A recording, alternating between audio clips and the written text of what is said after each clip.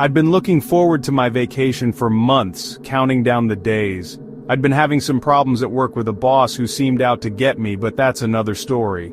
Anyway, 3 weeks away from the stress of the job, emails, and the monotony of daily life was a dream come true.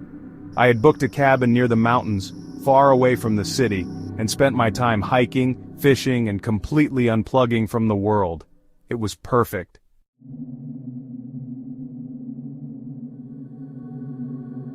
I wasn't too sad when the vacation ended, though. I was looking forward to sleeping in my own bed again. But when I pulled into my driveway that night, exhausted from the long drive home, I immediately knew something was wrong. My small one-bedroom home was usually pretty neat and well-maintained. I had worked hard to get that home and took pride in ownership, mowing the lawn, keeping up with the yard work. But tonight, everything looked different. Trash was scattered across my front lawn, old fast food bags, crushed beer cans, torn up clothing.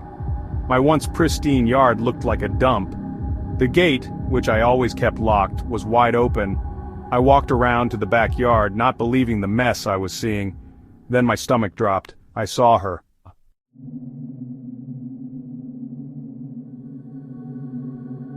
A woman was sitting in my yard, in a scuffed-up deck chair that I didn't own. Her hair was matted and wild. She had a filthy blanket wrapped around her shoulders, and beside her, there was a tattered duffel bag overflowing with junk. I could see a cracked phone screen sticking out, a half-empty bottle of something dark. To my horror, a used hypodermic needle was lying in the dirt next to her. She looked up at my car and then stood up fast, jerking toward me. She shrieked at me, asked me what the hell I was doing there. Her voice was hoarse, as if she'd been screaming for days. I froze. She yelled at me, screaming that this was her house. She told me that I needed to leave or she would call the cops.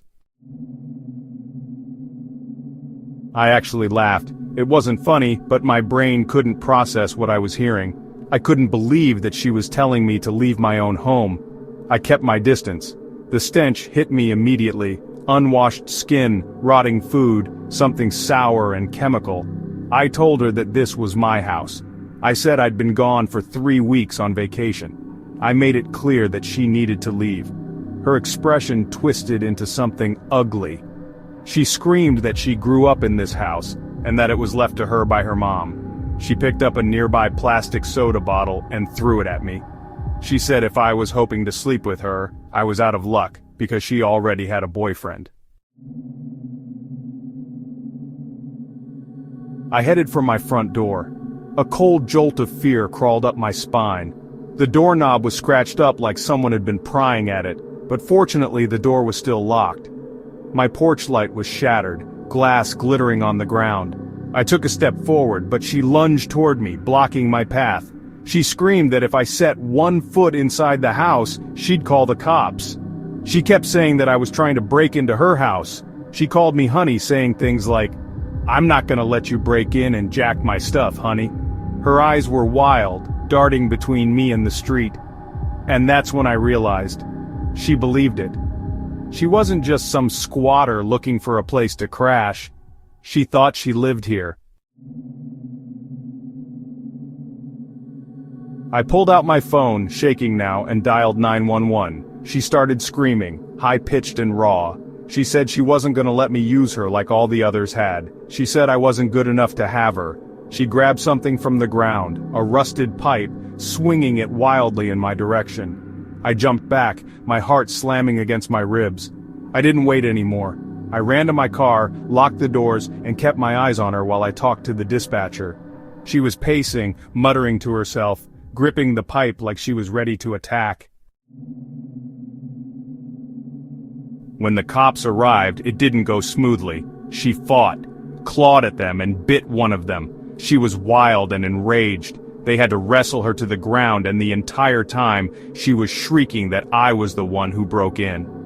When they finally got her into the back of the squad car, she stuck her head out the window and screamed at me, saying that I wouldn't get away with this. She said she'd be back, and that she'd make me pay. "Mark it on your calendar, honey," she shrieked. One of the officers turned to me and shook his head. "You're lucky she didn't go inside," he said, "because some of them do." I couldn't stop thinking about that, and the thought made me sick.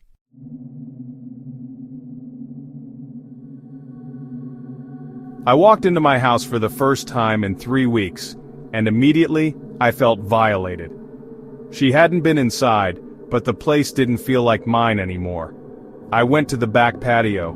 My small swimming pool was ruined. Dark, murky water filled with garbage. Something was floating in it, a dead rat. I looked back at the gate. The lock was snapped clean off. I'd only been gone for 3 weeks, and in that time she had moved in. Like she had always been there, like she had always belonged, like I was the intruder. She said she'd be back, and those words haunt me. I don't sleep the same way anymore. Every noise wakes me up, and every creak in the floorboards makes my skin crawl. I sleep with one eye open, wondering if she'll come back, wondering if she'll make good on her threat. And make me pay.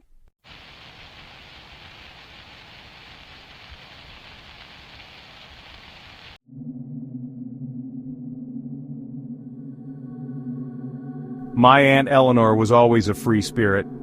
She was fiercely independent, never married, never had children.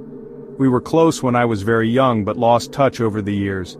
So, when I got the call that she had passed and left her house to me in her will, I was surprised. Turns out, I was her only living relative. The house was a 3-bedroom Victorian on the outskirts of town. It was the kind of house that had existed for generations. It looked like it held a lot of secrets.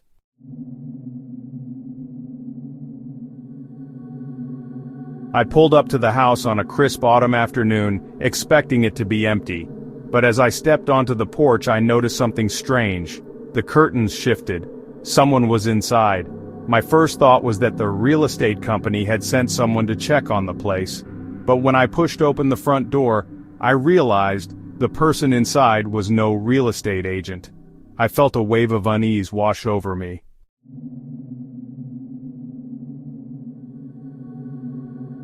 A man was standing in the hallway, tall, wiry, with hollow eyes and a thin, graying beard. He didn't look startled. If anything, he looked annoyed. He asked me what I was doing there, as if I were the intruder. I told him I was Eleanor's nephew, told him I inherited the house. His expression didn't change. He told me I was a dirty liar. I told him I was telling the truth and that I had the paperwork to prove it.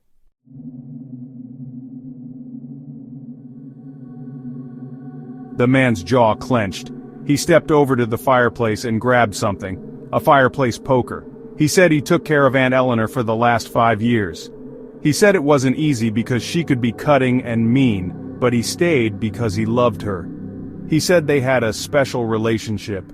He said he'd shown her what it meant to be a woman and sparked a passion in her soul, an insatiable passion, one that burned all night long. His voice was cold and methodical, and his demeanor was icy and calm. He said she told him the house was his reward for putting up with her all those years, his reward for making her feel things she'd never felt before, his reward for arousing a fire in her that made her life worth living again.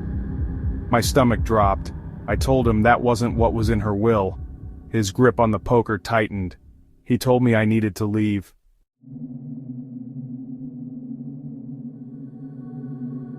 I took a step back, my heart pounding. I explained that I didn't want any trouble but that I had legal ownership of this place. He said that if Aunt Eleanor had made me a beneficiary, she must have written that version of her will long before she met him. He said she'd updated her will and he'd prove it in court. He stood there breathing heavily. I could feel the tension crackling in the air between us.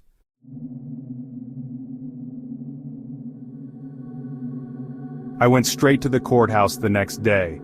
My lawyer told me that yes, the man had lived with my aunt for the past few years, but there was no record of her writing him into her will.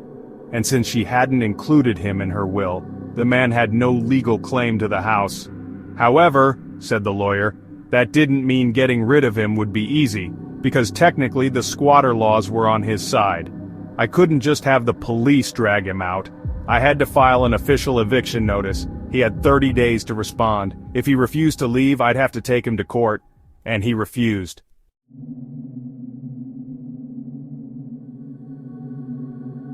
He ignored every letter, every official notice. He kept changing the locks. When I sent someone to shut off the utilities, he somehow turned them back on. When I finally got my court date, he didn't show up.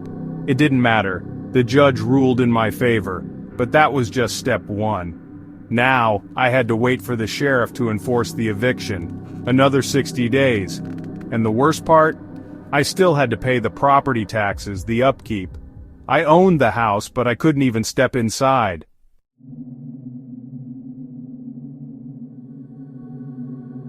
When the eviction day finally came, I showed up with the sheriff expecting a fight. But the house was empty. No furniture, no belongings, no sign that anyone had ever lived there, except for one thing.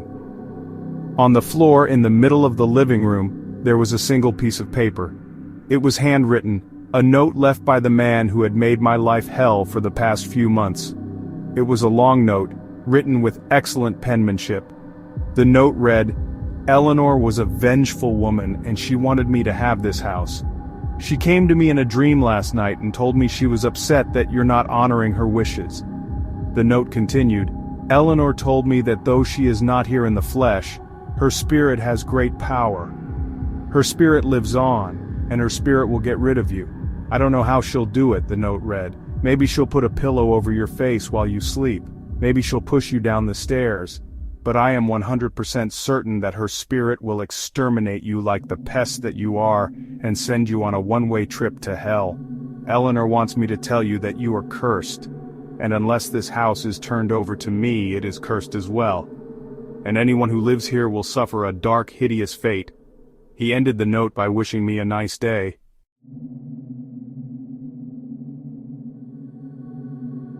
I stared at the note, my hands clammy, a nervous shiver coursing down my spine. I told myself it was just a scare tactic, that he was bitter about being thrown out. But the first night I spent in that house alone, I couldn't shake the feeling that someone or something was still there, that it was watching, it was waiting. And it was angry.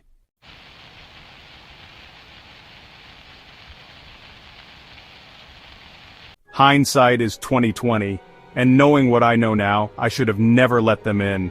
It started with pity. My friends have always said I'm too kind-hearted for my own good, and that kind-heartedness is what put this whole nightmare in motion.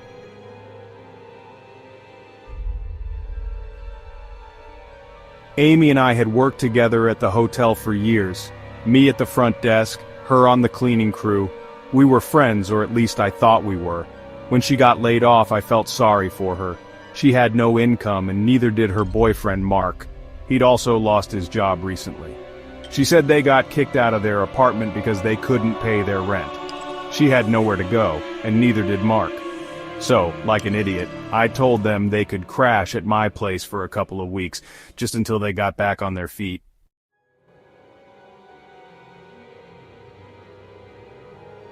I lived in a small 2-bedroom condo, cozy, just enough space for me.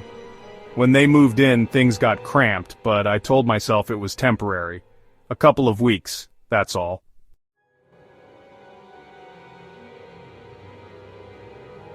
Then I came home one evening and found her sister sitting on my couch. I stopped in the doorway, keys in my hand. "Who's this?" I asked, already dreading the answer. Amy smiled like nothing was wrong. "Oh, this is my sister Daniela. She needed a place to stay too."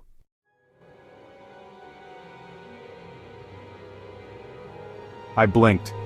Needed a place to stay? I looked around. Their suitcases, their shoes, their mess. My living room had turned into a storage unit for their lives. I should have said no right then. I should have told them to pack up and leave. But I hesitated. I didn't want to be that guy, the one who kicks people out when they need help. So I let it slide. And that was my mistake.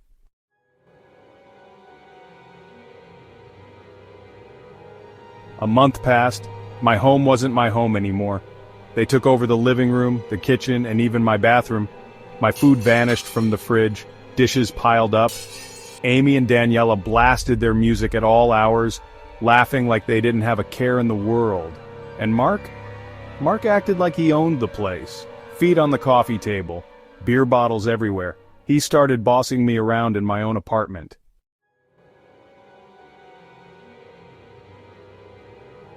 I snapped one night when I found him in my bedroom going through my dresser. I asked him what he was doing. He shrugged and said he was looking for a charger. I saw red. I told Amy they all had to leave. She blinked at me like I had spoken another language. "We don't have anywhere to go." "That's not my problem," I said. "I've let you stay long enough. Get out." She crossed her arms and held her ground, a stubborn look on her face.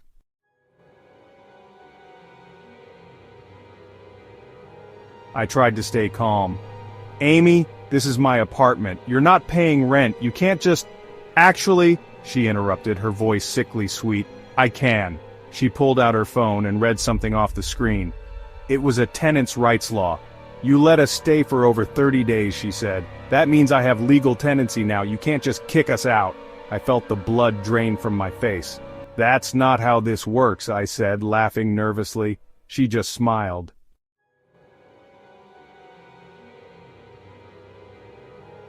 And then Mark stood up. "You're not going to put Amy out on the street, are you?" His voice was low, dangerous. He stepped closer, too close. I could smell the beer on his breath. I was outnumbered. I was trapped in my own home.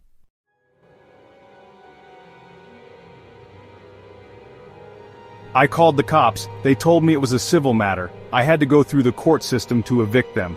I filed for eviction the next day. It took 3 months. 3 long months of living with them. They trashed the place. They ate my food. They stole from me, little things at first, but then bigger things. Electronics, clothes, cash."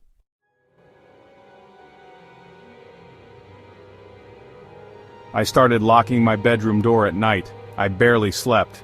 And then, one night, I woke up to find Mark standing in my doorway. Just standing there, watching me. I don't know how long he had been there. I don't know what he would have done if I hadn't woken up, but the next morning I started sleeping in my car.